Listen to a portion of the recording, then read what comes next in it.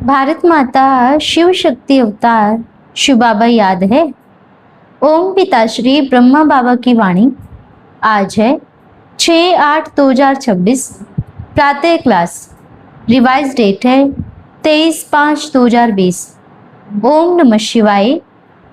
आज बाबा ने कहा, सियाने बच्चे। जी बाबा, बच्चे क्या सोचते हैं बतावें। हम तो बाप की बातें कर रहे हैं, यही तो योग है। इतने समय से ज्ञान में क्या समझे फिर। बाप की बातें करना और बाप से बातें करना फर्क है या नहीं है? बहुत फर्क है। ओम नमः शिवाय। उड़ाना आत्मा को है, शरीर को नहीं। शरीर तो क्या है? मिट्टी। इस शरीर में रह करके आत्मा क्या क्या सोचती है? हाँ, शरीर से संबंधित सोचती है, जन्म से संबंधित सोचती है। ये जन्म, दूसरा जन्म, तीसरा जन्म, यही सोच सकती है, पर उससे ऊपर नहीं उठ सकती। उससे ऊपर उठाता कौन है? बाप उठाता है। ज्ञान से संबंधित सोचती है, ज्ञान में स्वयं को उलझा देती है। बाप से तो ज्ञान लिया, लेकिन उसमें इतनी रेखाएं खींच दी, इतने धागे खींच दिए कि उन धागों को कोई सुलझा ही नहीं पाएगा। इसलिए बाबा बार बार क्या कहते हैं? सूत तो मूंझा हुआ है। और इस समय बाप आकर के सुलझाते हैं। और बाप ये चाहते हैं, ज्ञान तो भले रहे, पर ज्ञान के साथ अभिमान ना रहे। और एक होता है ज्ञान का अभिमान, दूसरा है देह का अभिमान। आत्मा एक बच्चा बन के उड़ेगी तो क्या होगा? बाप के साथ झूले में बैठेगी, बाबा की गोदी में बैठेगी। ज्ञान और शरीर का अभिमान होगा तो कहाँ आएगी? नीचे नीचे। तो देखो, ये ऑटोमेटिकली सिस्टम है।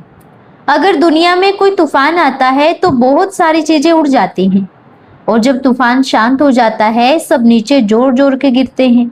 कोई कहाँ गिरा, कोई कहाँ। ये बाप के प्यार का एक ऐसा तूफान है जो आया है आत्मा को उड़ाने के लिए, आत्मा को अपना पुरुषार्थ कराने के लिए। अपन आत्मा सभी उड़े। बाबा उंगली उसी की पकड़ेगा जो आत्मा बनके, फरिश्ता बनके उड़ रहे होंगे, है ना। जो फरिश्ता बनकर के उड़ेंगे वो उड़ते रहेंगे। देह बन के उड़ेंगे तो नीचे गिर जाएंगे, चाहे तूफान रहे नहीं रहे। जिसको फरिश्तापन का अभ्यास हो गया, बल तूफान ठंडा भी हो जावे, पर फरिश्ता तो हमेशा ऊपर ही रहेगा, है ना। लेकिन जब तूफान ठंडा हुआ, जो शरीर समझकर उड़ रहे हैं, तो क्या होगा? फिर नीचे गिर जाएंगे। इसलिए अपन को क्या करना है बच्चों? अपने आप को फरिश्ता बन करके उड़ाना है, चारों तरफ साकाश देना है। सब बच्चे अपने अपने में बिजी हैं। हर एक आत्मा तैयारी कर रही है, पर कोई बच्चा बैठकर पूरे विश्व को साकाश नहीं दे रहा है। अगर बैठ जावे तो उसको ज्यादा मेहनत ही नहीं करनी पड़े। लेकिन बच्चे क्या कर रहे हैं? हाँ, अच्छा है, हाँ बाबा आते हैं, ज्ञान चल रहा है, अच्छा है। इसको कहेंगे सिर्फ अपने बारे में सोचना। अगर विश्व कल्याणकारी बाप के बच्चे हैं तो पूरे विश्व के लिए सोचें, और हर एक बच्चा बैठ करके चिंतन करे। हर एक बच्चा बैठ करके पूरे विश्व को साकाश देवे। जो आत्मा शरीर छोड़ चुकी है, उनको ऊपर लाने की जिम्मेदारी किसकी है? बच्चों की है ना। उनको शांति साकाश देने की जिम्मेदारी किसकी है? बच्चों की है, बाप की है। पर हो क्या रहा है? बच्चे बाप को तो याद कर रहे हैं, लेकिन जिम्मेदारी को भूल रहे हैं। और बाप का प्रिय कौन? जो बाप की जिम्मेदारी भी उठावे और बाप को भी याद करे। ऐसा थोड़ी है बाबा हम तो आपको ही याद करेंगे, जिम्मेदारी से हमें कोई लेना देना नहीं। जो एक दो कस्टमर हैं उन्हीं को ही देखेंगे, और तो चाहे लंबी लाइन में खड़े रहें, उनसे क्या लेना देना। बाबा हर एक बच्चे को ध्यान से देख रहे हैं।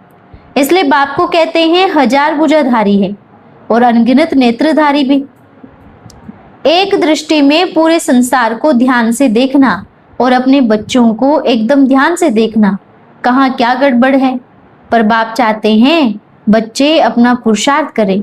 बच्चों को पता भी होता है कि हम गलत कर रहे हैं। ऐसा नहीं होता कि बच्चों को ये पता ही नहीं कि श्रीमत के विरुद्ध है, लेकिन फिर भी करते जा रहे हैं, करते जा रहे हैं।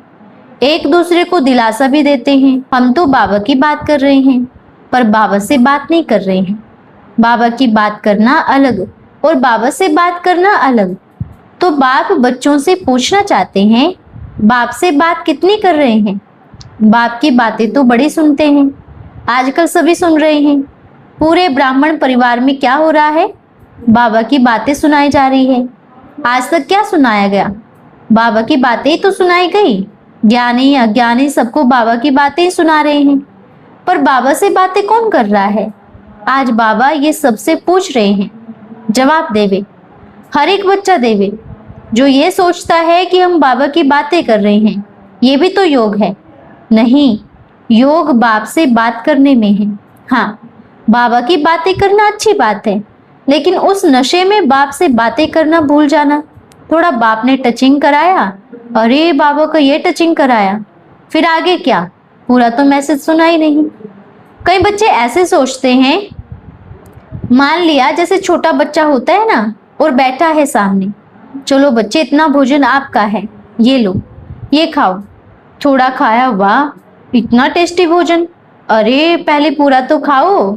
एक गिट्टी खा करके बताने भाग रहे हो, ढिंडोरा पीट रहे हो। एक गिट्टी मुझे मिल गई और बड़ा टेस्टी था, बड़ा मजा आया, इतना अच्छा लगा। पूरी थाली कौन खाएगा? ठीक है, फिर कोई और को पकड़ेंगे, एक गिट्टी आप खाओ। ये नशा भी ठीक नहीं। देखो, बाप का प्यार सबसे है और सबको बाप से प्यार है, लेकिन बाप की बातें और बाप से बातें करने में बड़ा अंतर है बच्चों। कहते हैं ना, बाबा हम आपको याद करते हैं। हाँ, सभी करते हैं, पर बाप किसको याद करता है? देखो, जैसे बाप के पास दो लिस्ट है। कौन सी लिस्ट? एक जो बच्चे बाप को याद करते हैं, और दूसरा जो बाप बच्चों को याद करता है। अब सब तो कहते हैं हम याद करते हैं, बड़ी अच्छी बात है, पर बाप किसको याद करता है?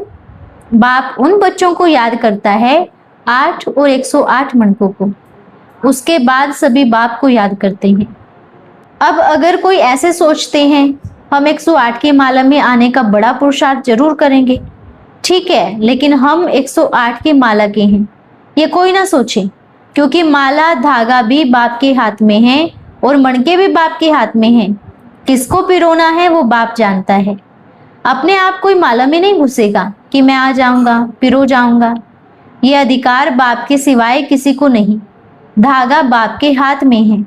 भले तुम नाचते रहो इधर, हमें पिरो नहीं, बाप देखेगा कि मेरा ये बच्चा कितना प्यारा है, कितना देही अभिमानी है, कितना बाप की सर्विस करता है, कितना प्यार से बैठकर बाप को याद करता है, कितना नशा चढ़ा है मेरे बाप के प्यार का, कितना निर्माण है, कितना शांत है। अगर बच्चे सोचते हैं हमारे अंदर ये गुण नहीं है, बल नहीं है, पर लेकर तो आ सकते हैं ना, अपने जीवन में धारण तो कर सकते हैं ना। फुल चांस है, खुला दरबार है, हीरे मोती बाप के सामने रखे हैं और बच्चों को सिर्फ उठाने का है, झोली भरने का है। प्रश्न है, तो बाबा 108 की माला में आने वालों की क्या विशेषता होगी? बाबा ने कहा, सबसे पहली बात, एक ही सबसे बड़ी विशेषता होगी, भोलेनाथ के भोले बच्चे। बाप के आगे कोई चालाकी नहीं चलती है। दूसरी बात, बाबा से प्यार। बाबा से कितना है? नशा तो है, पर कितना है? खुशी तो है, पर कितनी है? परसेंटेज। ज्ञान तो है, पर धारण कितना है? भल मैं हाथ में थाली लेकर घूमते रहूं और ये कहूं, देखो मेरे पास कितना भोजन है, पर मैंने खाया नहीं, तो थाली को उठाने से क्या फायदा? भल हम कहें मेरे में बहुत ज्ञान है, लेकिन धारण किया नहीं, तो ज्ञान को गिनवाने से क्या फायदा? बस बाप का एक ही सिद्धांत है, ज्ञान अगर जीवन में है, जीवन में ज्ञान नहीं। वो है 108 के माला के मणके। ज्ञान माना क्या? बाप को याद करने का ज्ञान, दूसरों को बाप के प्रति खींचने का ज्ञान। जब ज्ञान नहीं है तो याद कैसे करेंगे? जब बाप के बारे में पता ही नहीं है तो याद कैसे करेंगे? इसलिए बच्चों, ये वह बच्चे बड़े हीरे हैं जिनकी आज भी पूजा हो रही है, जिनके आज भी भक्त एक एक मणके को बड़े प्यार से ऐसे करते हैं, राम राम हरे राम हरे राम। एक एक मणके को ऐसे स्पर्श करते हैं जैसे वो भगवान से मिल रहे हो। लेकिन वह मणके क्या कर रहे हैं? अब मणके माला से बाहर हो गए हैं और माला बाप बैठ के पुरोने का समय आ गया है ना? बाप को इसलिए देखो कई बच्चे हैं जो अपने तक ही सीमित हैं, लेकिन वो बच्चे पूरे विश्व कल्याणकारी होंगे। भगवान को क्या कहते हैं? भगवान दिल की सुनता है, दिमाग की नहीं। बाप के पास बड़ा दिल है, इसलिए जो दिल से पुकारते हैं, दिल से याद करते हैं, जो दिल से प्यार करते हैं और दिल में बिठाते हैं, वो बाप के एकदम प्यारे ते प्यारे बच्चे हैं। और जो मुख से याद करते हैं, तो बाप भी मुख से ही याद प्यार देगा ना। जो दिल से याद करते हैं, दिल से देगा। इसलिए अंदर की बात बाप तक जल्दी पहुंच जाती है, दिल की बात बाप तक जल्दी पहुंच जाती है। अगला प्रश्न है, इसलिए बाबा आप लेटर लिखने को बोलते हो? बाबा ने कहा, इसलिए देखो, सामने बैठेंगे तो गफलत भी कर सकते हैं। सच्चा थोड़ी सुनाएंगे, पूरा थोड़ी सुनाएंगे। भाई सबको डर है मेरी इंसल्ट ना हो जावे, वो भी बात सही है। इसलिए बाप क्या कहते हैं? चिट्ठी लिखो। आपने अगर चिट्ठी लिखकर जवाब मांगा तो बाप भी आपको रिस्पॉन्स देगा। जैसे आपने अकेले में बैठ करके चिट्ठी लिखी, तो इतना ही बैठ करके आपने बड़े प्यार से बाप को याद किया और उस याद में ही आपको आपकी चिट्ठी का जवाब मिला। बाबा के पास 2 पोस्ट ऑफिस है ना, एक डायरेक्ट आमने सामने और एक इनडायरेक्ट। जैसे ये क्या है, क्या चल रहा है? पंखा। किससे चल रहा है? लाइट से चल रहा है, करंट से चल रहा है। अगर इसका कनेक्शन बंद कर दे तो बस सिंपल सी बात है। कनेक्शन जोड़ दिया अंदर से। देखो आज सबको बिजली तो नहीं दिख रही है, वो करंट तो नहीं दिख रहा है, वह कहाँ से जा रहा है? नहीं दिखता ना। भले इसकी तार को भी ढूंढ लेवे, उसके अंदर की बारीक तार को भी ढूंढ लेवे, पर करंट को नहीं ढूंढ पाएंगे कि उसके अंदर करंट आ कहाँ से रहा है। कनेक्शन वहां से और यहाँ जुड़ा हुआ है। यहाँ से बंद करेंगे तो बंद हो जाएगा, यहाँ से चालू करेंगे तो चालू हो जाएगा। ऐसे बाप को अकेले में बैठ करके दिल से पुकारेंगे, याद करेंगे, चिट्ठी लिखेंगे तो बाबा भी करंट देगा। हाँ, ऐसे करंट बाप देते हैं और ये मेजोरिटी बच्चों को ऐसे देता है। अभी सम्मुख तो मिल रहे हैं, बाप ने शरीर लिया है मिलने के लिए, बच्चों को देख रहे हैं। कोई कोई बच्चे इतना तड़पते रहते हैं, कहते रहते हैं, हे भगवान एक बार दृष्टि दे दे, बस जीवन सफल हो जाए। करंट से बहुत समय से काम चला रहे हैं, अभी सामने आ जाओ। तो हाँ बाबा आएंगे, पर कहते हैं ना शास्त्रों में कि एक साधारण वेश में भगवान आए, पर मूढ़मती बच्चे पहचान नहीं पाए। मूढ़मती भी क्या, कोटों में कोई, कोई में भी कोई पहचान पाते हैं। भले भूल जाते हैं कि जहां से करंट मिल रही है वह एक आपके जैसा ही बन के आएगा ना दर्शन देने के लिए। कोई हवा में तो उड़ते हुए आएगा नहीं, है ना। दुनिया में कोई एक बड़ा कंपनी का मालिक एक साधारण से वेश में चलेगा तो दुनिया थोड़ी पहचान पाएगी, नहीं पहचान पाएगी ना। लेकिन जिनको उनकी परख है, पहचान है, वे जरूर पहचान जाएंगे। लेकिन जिनको ज्ञान ही नहीं, पता ही नहीं है, बस याद कर रहे हैं, अरे इस कंपनी का मालिक कौन होगा, बड़ा बॉस होगा, बड़ी गाड़ी में चलता होगा, बड़ा हाईफाई होगा, सपने में बह जा रहे हैं और इंतजार कर रहे हैं कब वे बॉस निकलेगा और हम कब देखेंगे। पर उनको यह भी नहीं पता कि जो थोड़ी देर पहले तुम्हारे पास बैठा था वही तो बॉस था, आपसे हेलो करने आया था, दोस्ती करने आया था, पर आप तो अपने ही नशे में रह गए। एक ऐसे बैठ करके दोस्ती करना, प्यार करना वो सही है, या पब्लिक के बीच में बैठ करके दर्शन करना सही है? कैसे सही है? पास में बैठ के ना आपने चांस गवा दिया, फिर देखा वही अपने कपड़े बदल के आया स्टेज पर, अरे ये तो अपने पास बैठा था, अरे ये बॉस था, अरे हम कितने मूर्ख निकले, कितने बुद्धू निकले, हमने बॉस को पहचाना ही नहीं। अरे ये देखो आज ये स्टेज पे आ गया। ऐसा भी खेल होगा, होने वाला है। अभी तो बाबा इतने प्यार से मिलता है ना, फिर तो भीड़ की भीड़ बनेगी। जो इस समय पहचान करके भी नहीं पहचानते, कोई कदर नहीं करते, प्यार नहीं करते, अपने मगरूर में रहते हैं कि हम इस कंपनी के मालिक के कंपनी में बैठे हैं, और यह एक जो साधारण वेश में बैठा है उसको पहचाना ही नहीं। नशा चढ़ा हुआ है, हम ज्ञानवान हैं, हम इंटरव्यू देने आए हैं, सोचते हैं बड़ा ज्ञानी है हम, ऐसे से ऐसे थोड़ी मिलेंगे। पर भूल गए कि वही मालिक बैठा है, परीक्षा ऐसे ही लेगा, ऐसे ही साधारण रूप में सामने आ गया। कहीं बच्चे सोचते हैं ऐसे स्टार के जैसे आएगा या लाइट के जैसे घूमता हुआ आएगा, ऐसे मैजिक करेगा। चमत्कार का इंतजार कर रहे हैं, करते रहें। चमत्कार होगा, फिर अंतिम समय में ढूंढते रहेंगे, फिर कहेंगे हम कितने बुद्धू निकले। इसलिए बाबा कहते हैं पढ़ाई, पुरुषार्थ, दिल से याद और बाप से बातें करते रहो। बाबा की बातें करना अलग चीज है, बाबा से बातें करना अलग चीज है। बच्चे क्या सोचते हैं बतावें? हम तो बाप की बातें कर रहे हैं, यही तो योग है। इतने समय से ज्ञान में क्या समझे फिर? बाप की बातें करना और बाप से बातें करना फर्क है या नहीं है? बहुत फर्क है। देखो, अपन दोनों बैठ करके उसकी बातें कर रहे हैं, जबकि वह है ही नहीं बीच में। बात कौन कर रहे हैं? हम लोग। और वो कहाँ पे है? उसका तो नाम लेकर बात कर रहे हैं, वो तो बीच में है ही नहीं। लेकिन जब उससे बात करेंगे तभी तो कुछ समझ में आएगा, तभी तो बुद्धि में कुछ घुसेगा, और तभी तो सही रिप्लाई उधर से आएगा ना। हम तो क्या पता कुछ भी गपोड़े मारते रहें।